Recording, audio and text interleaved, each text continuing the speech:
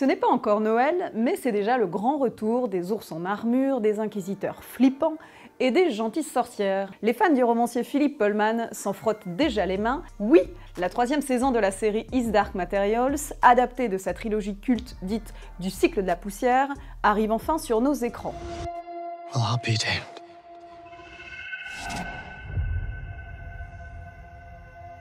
There are forces out there, Lyra, that you can't begin to understand.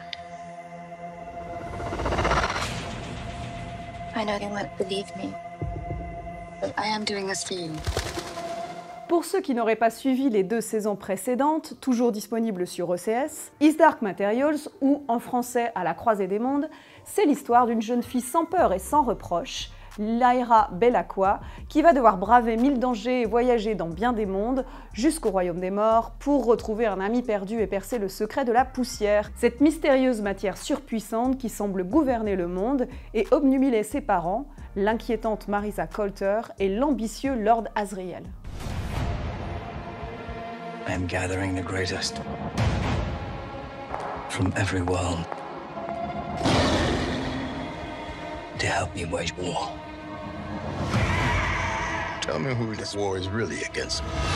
Pour l'accompagner dans sa périlleuse aventure, l'adolescente peut compter sur le soutien de Will, son ami détenteur d'un poignard qui lui permet de passer d'un monde à l'autre, mais aussi sur Mary Malone, une scientifique bien intentionnée qui travaille sur la poussière, et aussi sur bien d'autres créatures. Seront-ils assez nombreux pour permettre à Lyra de poursuivre son but et l'aider à échapper aux représentants du Magisterium, cette puissante autorité religieuse qui la pourchasse sans merci? Une inquisition contre laquelle Lord Asriel semble bien déterminé à fomenter la rébellion. Try not to die. Many times I've tried to save her from danger. It's cost me everything. What could be more dangerous than you? The truth.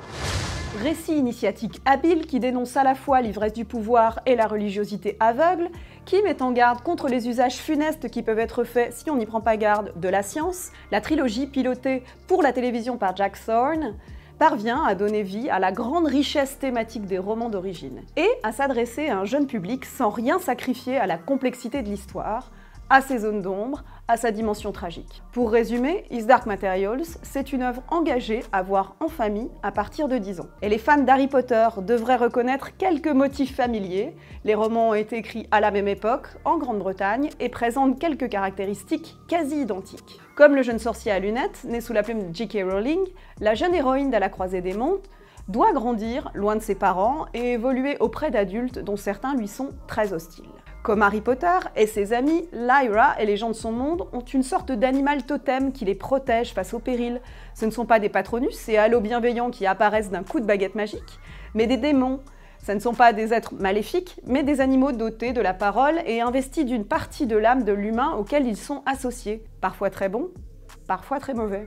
Et comme Harry dans le dernier volet des Reliques de la Mort, Lyra va devoir, dans cette saison 3, aller au-devant de sa propre mort. His Dark Materials, c'est à voir sur OCS depuis le 6 décembre. We are free!